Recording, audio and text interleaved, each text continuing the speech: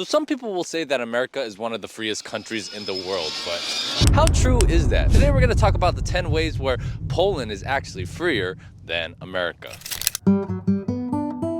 Please tell me I'm not the only one that thinks tipping culture is absolutely ridiculous. It's gotten to the point where people who are working at cafes, self-serve yogurt shops, I'm doing all the work, but I still have to tip the person that's working behind the counter? That doesn't make any sense to me. And as you travel around the world, you realize this tipping thing is kind of crazy because it's not the responsibility of the consumers to pay the wage of the workers. That's the owner's job. Number 9, the freedom of consumer protections. Something that bugged me a little bit when I first arrived to Europe was like every time you go to a new website, they ask you for permission if they can get your information or cookies, and you have to accept or reject. And I'm like, this is getting tedious having to do this for every website. But then I realized in America, they don't even ask you. They just take your information away and they give it to other people. Is it just me? Or is it annoying how every single thing now requires you to make an account? Like, can I just enjoy it without having to make an account? I don't know who has my phone number, who has my email. I'm getting all these spam messages everywhere. It's crazy, right? Here in Europe, they have a lot of protections for that. Whoa.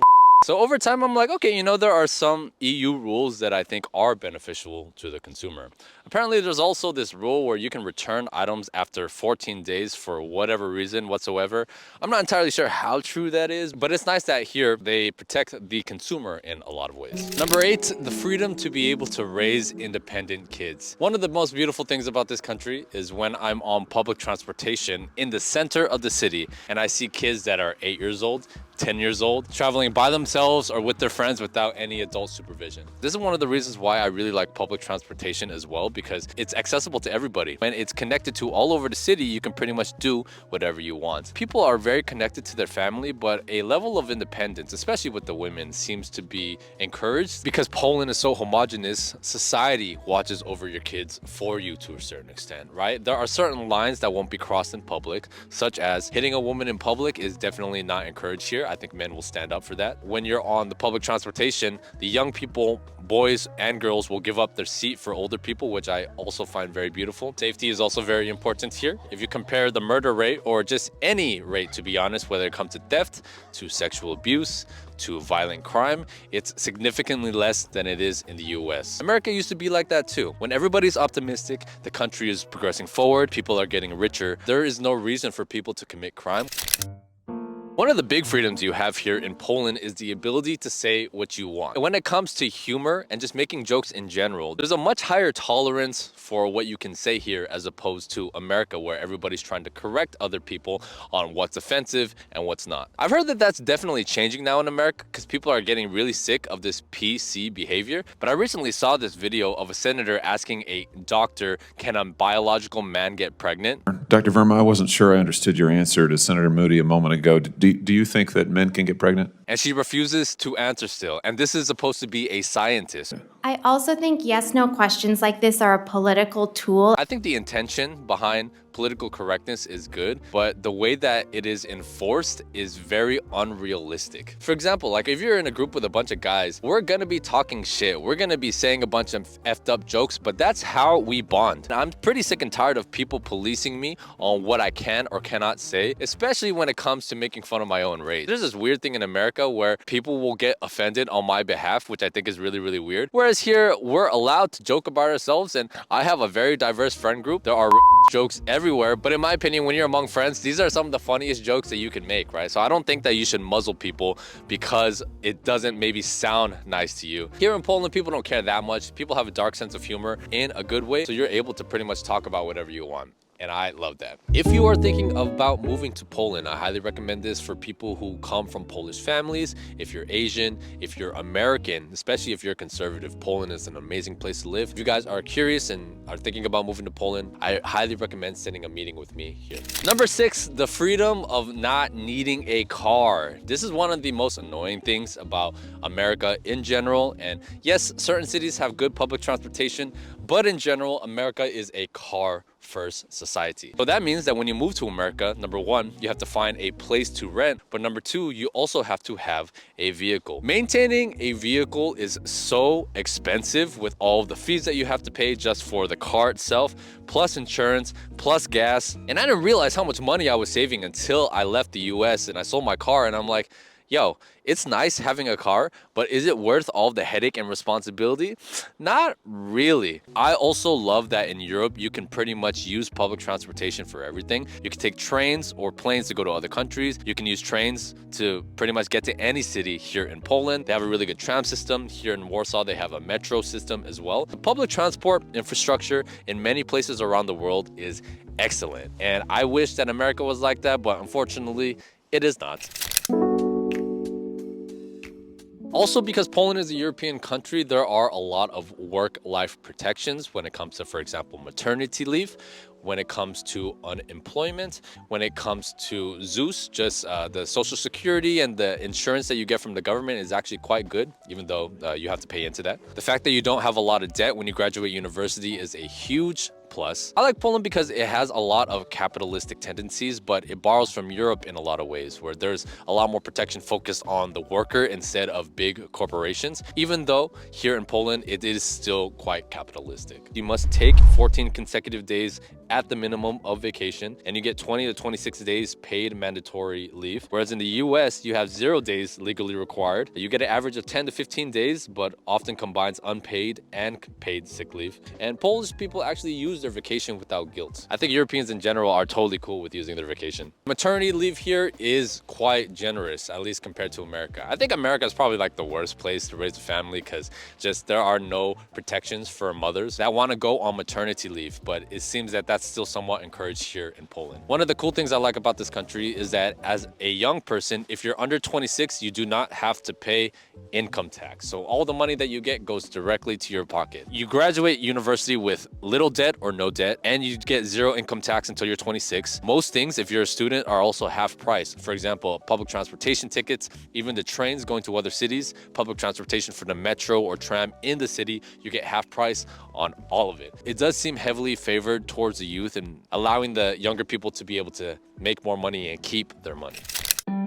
I think one of the most effed up parts of the US is how everybody is in debt. In credit card debt, in student loan debt, there are so many forms of debt in the US, it's absolutely crazy. I believe the average debt for the American citizen is around $30,000 to $40,000, if you can believe that. The biggest culprit is university and also healthcare. Americans were wealthier than many people around the world, but a lot of our economy is funded by debt. Is that really real wealth? A lot of my European friends are maybe poorer than some of my American friends, but almost none of them have student debt. Almost none of them have credit card debt. Maybe it's a consumer's culture, how there are no rules. For example, in gambling, when it comes to sports events, every sports channel and sports events now promotes gambling so much, which I think is so ridiculous. Polish people are just not as materialist as Americans are. Yes, they are European, but they're like new Europeans. So they kind of have this mix of both Western and Eastern culture, which I love a lot. Now that I don't have any student loans or credit card debt, I feel so much happier and at peace. And I can't believe that the majority of Americans have to suffer through that for years, even after they graduate, right?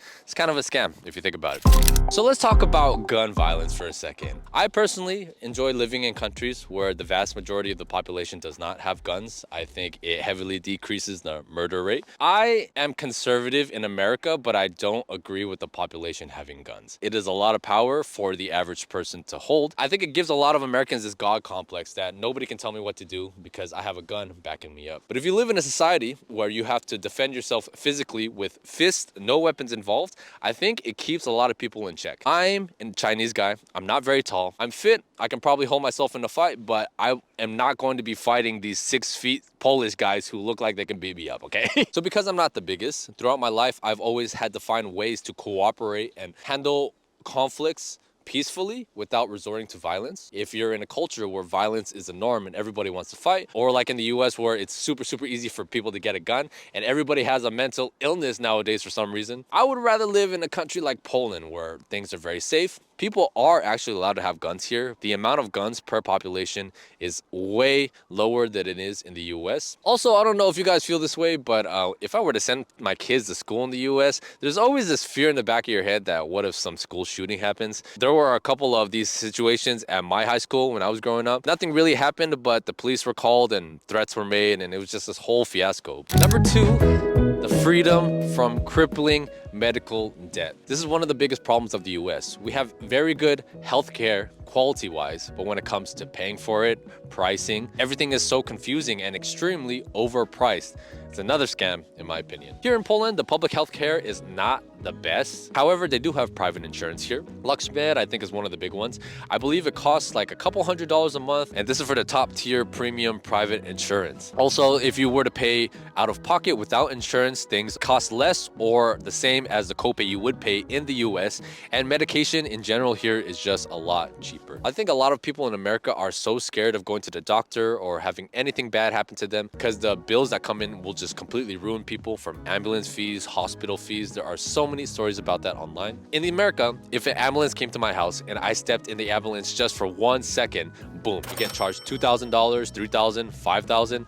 It's just so unclear in the US. This is something I think about a lot, especially as I get older. Now that I'm past 30 years old, health is a much higher priority. Number one, the freedom to not have to worry about your safety. I cannot tell you how much peace I feel being able to walk around in the city at any point during the day or nighttime and feel safe that nothing bad is going to happen to me. I think the worst extreme was when I was in Colombia, Latin America, and I was on edge all the time, even though I lived in one of the safest cities in Colombia. Now I live in Warsaw. It's a capital city, and considering that it's a capital city, it's very safe and there's very low levels of crime here. Homogeneous societies in general tend to be a lot safer, especially countries that have a proper winter.